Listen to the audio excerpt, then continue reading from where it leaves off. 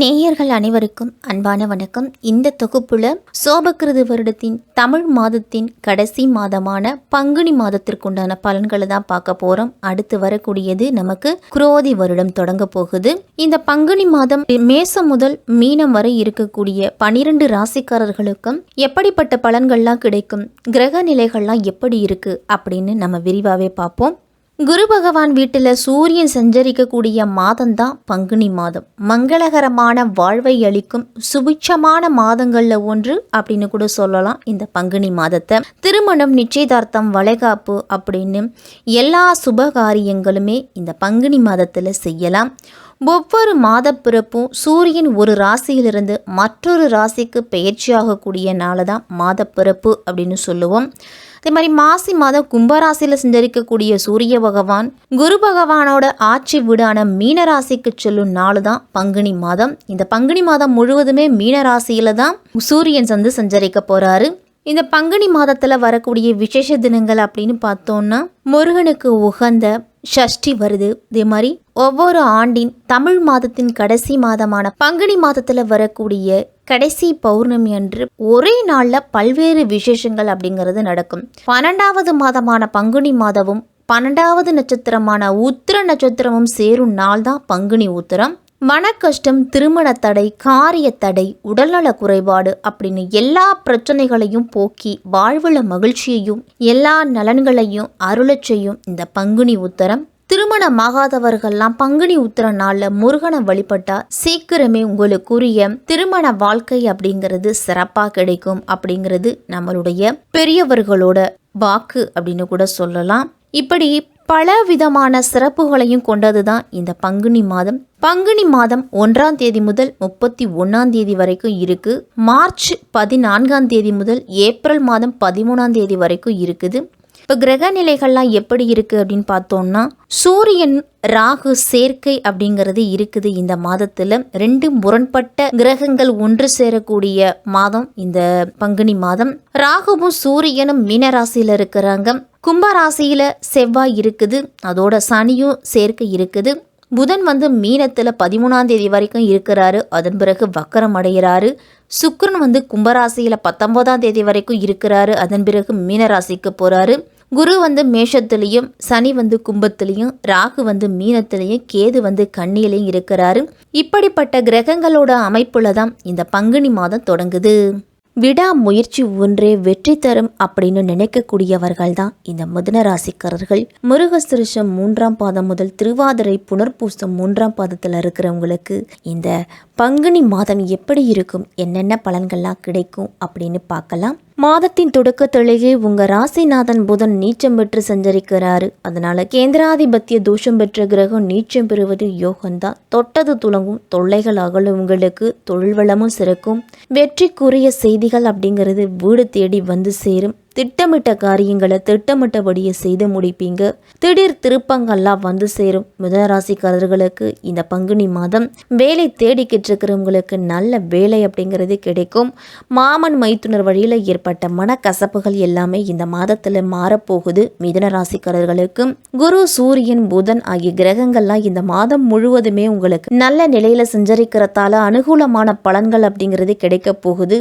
பங்குனி மாதம் 18ஆம் தேதி வரைக்கும் சூரியன் உங்களுக்கு சிறப்பாக இருக்கிறாரு. அதன் பிறகு அவரால் அதிக நன்மைகள் அப்படிங்கிறது எதிர்பார்க்க முடியாது. இந்த மாதம் முழுவதுமே பொருளாதாரம் அப்படிங்கிறது திருப்திகரமாகவே இருக்கும். கும்பராசியில் அமர்ந்திருக்கக்கூடிய செவ்வாயால புதிய முயற்சிகள் எல்லாம் உங்களுக்கு பின்னடைவு அப்படிங்கிறது ஏற்படலாம். லாபஸ்தானத்தில் குரு சுபபலம் பெற்று சஞ்சரிக்கிறதால எதிர்பாராத பணவரவு அப்படிங்கிறது உண்டு. குடும்பத்தில் ஏற்பட்டு வந்த வீண் செலவுகளும் இந்த மாதத்தில் குறையும். பங்குனி மாதம் 19ஆம் தேதி மீனராசிக்கு சுக்கிரன் போறாரு. அதனால நெருங்கிய உறவினர்களோட கருத்து வேறுபாடும் பகை உணர்ச்சியும் அதிகமாகவே இருக்கும். விவாக வயதில் இருக்கக்கூடிய பெண்களுக்கெல்லாம் நல்ல வரன் அப்படிங்கிறது அமையும். மாதத்தின் பிற்பகுதியில் உடல் ஆரோக்கியத்தில் சிறிது பின்னடைவு அப்படிங்கிறது ஏற்படலாம். வெளிநாட்டில் வேலை பார்த்து வரக்கூடியவங்களாம் சிறிய விடுமுறை நாட்கள் உங்களுக்கு கிடைக்கிறதால உங்களுடைய சொந்த வீட்டுக்கு வர்றதுக்கு வாய்ப்பு இருக்கு. மற்றவர்களை மட்டம் தட்ட முடிஞ்சளவு இந்த மாதத்துல நினைக்க வேண்டாம். மிதுன ராசிக்காரர்கள் மேலிடம் சொல்வதை கண்ணை மூடிக்கிட்டு கேளுங்க. பெண்களுக்கெல்லாம் எதிர்பார்த்த காரியம் அப்படிங்கிறது இந்த மாதத்துல நடக்கும். குடும்பத்துல ஏதாவது சில்லறை சண்டை அப்படின்னு தோணிக்கிட்டு தான் இருக்கும். முடிஞ்ச வரைக்கும் கணவன் மனைவிக்குள்ள விட்டு கொடுத்து போகிறது நல்லது. புதிய வீடு கட்டுவதற்கான முயற்சியிலெல்லாம் இந்த மாதத்தில் இறங்குவீங்க. பகைவர்களோட தொல்லை அப்படிங்கிறது இந்த மாதத்தில் இருக்காது. உங்களுக்கு இனிமையாக பேசி வாடிக்கையாளர்களை தக்க வச்சு கொள்ளுறதுல மிதுனராசிக்காரர்கள் முதலிடம் அப்படின்னு சொல்லலாம். சக கூட்டாளிகளிடம் முடிஞ்ச வரைக்கும் தொழிலை அனுசரித்து பக்குவமாக நடந்துக்கிட்டீங்க அப்படின்னா நல்ல லாபம் கிடைக்கும். பணத்தை கையாளும் பொழுது கவனத்தோடு இருக்கணும். யாருக்காவது கொடுப்பதா இருந்தாலும் வாங்குவதா இருந்தாலும் எழுதி வச்சுக்கணும். மறதி அப்படிங்கிறது உங்களுக்கு அதிகமாக இருக்கிறதால பண விஷயத்துல கூடுதல் கவனத்தோடு எச்சரிக்கையோடு இருக்கிறது நல்லது. எந்த ஒரு காரியமும் சுலபமா நடக்கும். உங்களுக்கு மாதத்தின் முதல் நாள்லேயே செவ்வாய் சனியோட சேர்க்கை இருக்குது. கும்பராசிக்கு சொல்லக்கூடிய செவ்வாய் இந்த மாதம் முழுவதும் அங்க இருக்கக்கூடிய சனி பகவானோட இணைந்து சஞ்சரிக்கிறாங்க. இந்த இரண்டு முரண்பாடான கிரகங்களோட சேர்க்கை இருக்கிறதால சொத்து பிரச்சனை அப்படிங்கிறது மீண்டும் உங்களுக்கு தலை தூக்கும். உங்க ராசிக்கு 8க்கும் 9க்கும் அதிபதியானவர் சனி, அவரோடு 6க்கும் 11க்கும் அதிபதியான செவ்வாய் இணையிறதால உத்தியோக மாற்றம் அப்படிங்கிறது வரும். மிதுன ராசிக்காரர்களுக்கெல்லாம் சொந்தங்களாலும் உங்களுக்கு ஒரு சில பிரச்சனைகள்லாம் வரும். சிந்தித்து செயல்பட வேண்டிய நேரம் அப்படின்னு தான் சொல்லணும். உத்தியோகத்திலலாம் உயரதிகாரிகளோட கெடுபிடி உங்களுக்கு மன வருத்தத்தை கொடுக்கும். சிக்கலிலிருந்து விடுபடவோ செல்வ வளம் குறையாம பார்த்துக்கிறதுக்கும் நீங்க சனிக்கிழமை தோறும் ஆஞ்சநேயரை வழிபட்டுட்டு வாங்க. செவ்வாய்க்கிழமை தோறும் அங்ககாரனை வழிபட்டுட்டு வந்தீங்க அப்படின்னா உங்களுடைய முயற்சிகளில் இருந்துட்டு வந்த தடைகள் எல்லாமே விலகும். பங்குனி மாதம் 13ஆம் தேதி மீனத்தில் சஞ்சரிக்கும் புதன் வக்ரம் பெறுறாரு. ஏற்கனவே அங்கு நீச்சமற்று சஞ்சரித்து வரும் புதன் இப்பொழுது வக்ரமும் பெற்று வலிமை இழுக்கிறது அவ்வளவு நல்லதில்லை. உங்களுக்கு ஆரோக்கியத்தில் பாதிப்பு அப்படிங்கிறது வரும். அதனால மருத்துவ செலவுகளும் வரலாம். உங்களுக்கு பிறருக்கு நீங்க நன்மை செஞ்சாலும் அது தீமையாத்தான் தெரியும். அதனால தான் உண்டு தன் வேலை உண்டுன்னு இருங்க. அடுத்தவர்கள் விஷயத்தில் ஈடுபட வேண்டாம்.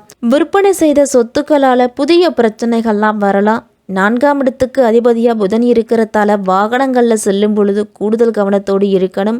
பயணங்களால எந்த ஒரு பலனும் உங்களுக்கு கிடைக்காது. அதனால பயணத்தை முடிஞ்ச வரைக்கும் தவிர்த்துக்குங்க. அனாவசியமான பயணத்தை தவிர்த்துக்குங்க. அதுவும் இரவு நேர பயணத்தை அறவே தவிர்த்துக்கிறது நல்லது.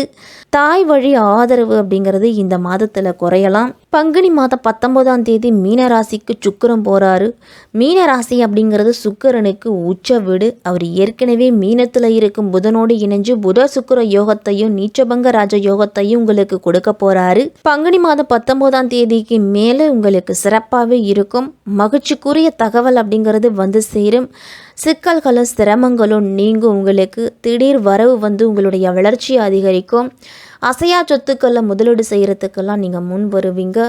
ஆற்றல் மிக்கவர்கள்லாம் உங்களுக்கு பக்கபலமாக இருந்து உதவிகளை செய்வாங்க. உத்தியோகத்தில் உங்களுடைய திறமையை வெளிப்படுத்த சந்தர்ப்பங்கள்லாம் கைகூடி வரும். பொன் பொருள் சேர்க்கை அப்படிங்கிறது இந்த மாதத்தில் உண்டு. மிதுனராசிக்காரர்களுக்கெல்லாம் பொருளாதாரம் அப்படிங்கிறது உச்ச நிலையை தொடலாம். இந்த மாதத்தில் உங்கள் ராசிக்கு 10ஆம் இடமான தொழில் ஸ்தானத்தில் சூரியனும் ராகுவும் இணைந்து சஞ்சரிக்கிறாங்க. இந்த முரண்பாடான கிரகங்கள் இணையறத்தால சகயஸ்தானாதிபதி சூரியனோடு ராகு இணையறத்தால தொழிலில் பங்குதாரர்கள் மூலமாக உங்களுக்கு தொல்லைகள்லாம் ஏற்படும். நடக்கும் தொழிலை விட்டு விடலாமா அப்படின்னு கூட நினைச்சு வருத்தப்படுவீங்க. நல்லவர்களோட தொடர்பு உங்களுக்கு விலகக்கூடிய சூழ்நிலை வரும். நீங்கள் எந்த ஒரு முடிவும் சரியாக அமையாமல் போகலாம். பிரச்சனைகள் அப்படிங்கிறது அதிகரிக்கும். இந்த மாதம் உங்களுக்கு குடும்பத்தில் உள்ளவர்களுக்கும் உறவினர்களுக்கும் நீங்கள் என்ன செய்தாலும் அவர்கள் நன்றி காட்ட மாட்டாங்க. இந்த மாதத்தில் ராகு கேதுகளுக்குரிய சிறப்பு வழிபாடுகளை நீங்கள் மேற்கொள்ளுறது நல்லது. மன அமைதியை பிறக்கிறதுக்கு காலையில் எழுந்து தியானம், மூச்சு பயிற்சி இதையெல்லாம் செய்துட்டு வாங்க. பொது வாழ்வில் இருக்கிறவங்களுக்கெல்லாம் வீண் பழிகள்லாம் ஏற்படலாம். அதனால் ஒரு சிலர்லாம் நல்ல பொறுப்புல இருந்து மாற்றப்படக்கூடிய சூழ்நிலை கூட உண்டு. மிதுனராசிக்காரர்கள் எல்லாருமே இந்த மாதத்தில் கூடுதல் விழிப்புணர்ச்சியோடு எச்சரிக்கையோடு இருக்கிறது நல்லது. பொது வாழ்க்கையில் இருக்கிறவங்கெல்லாம் மிகுந்த கவனத்தோடு செயல்படணும். மறைமுக எதிர்ப்புகள் அப்படிங்கிறது இந்த மாதத்தில் அதிகரிக்கும். அதனால் ஒரு சில நேரத்தில் மன சஞ்சலம், மனக்கலக்கம் அப்படிங்கிறது ஏற்படலாம். தொழில் வியாபாரம் செய்கிறவங்களுக்கெல்லாம் புதிய பாதை அப்படிங்கிறது புலப்படும். நீங்கள் எதிர்பார்த்த லாபம் எளிதில் கிடைக்கிறதுக்கு கடுமையாக உழைக்கணும். உத்தியோகத்தில் உள்ளவர்களுக்கெல்லாம் மாதத்தின் கடைசியில் மகிழ்ச்சி அப்படிங்கிறது உண்டு. மேலதிகாரிகளோட ஆதரவும் இந்த மாதத்தில் கிடைக்கும் உங்களுக்கு ஓரளவு. மாணவர்கள்லாம் தங்களுடைய பெற்றோர்களும் ஆசிரியர்களும் சொல்கிறத கேட்டு நடங்க. கலைஞர்களுக்கெல்லாம் போட்டிகளுக்கு மத்தியில் தான் முன்னேற்றம் அப்படிங்கிறது கிடைக்கும். மாணவர்கள்லாம் எவ்வளவு படித்தாலும் உடல் ஆரோக்கியத்திலையும் அந்தளவு கண்காணிப்பு அப்படிங்கிறது இருக்கணும். பெண்களுக்கெல்லாம் வீடு மாற்றம், இடமாற்றம்லாம் வரும். சுப செய்திகள், சுப செலவுகள் அப்படிங்கிறது குடும்பத்தில் நடக்கும். இந்த மாதத்தில் பிரதோஷ நாட்களில் பிரதோஷ விரதம் இருந்து சிவபெருமானையும் நந்தி பகவானையும் அம்பாளையும் வெளிப்பட்டுட்டு வாங்க. உங்களுக்கு அதிக நன்மைகள் அப்படிங்கிறது உண்டு. சனிக்கிழமையில் பெருமானை வழங்கி நிதி நிலையில் நல்ல முன்னேற்றத்தை பெறுங்க. காலையில் எழுந்து நீராடிட்டு இல்லத்து பூஜை அறையில் உங்களுடைய குலதெய்வத்தை நினச்சி விளக்கு தட்டு அன்றாட பணிகளை தொடங்குங்க. இந்த பங்குனி மாதம் மிதுனராசிக்காரர்களுக்கெல்லாம் சற்று கூடுதல் கவனத்தோடும் விழிப்புணர்ச்சியோடு இருக்க வேண்டிய மாதமாக இருக்கும்.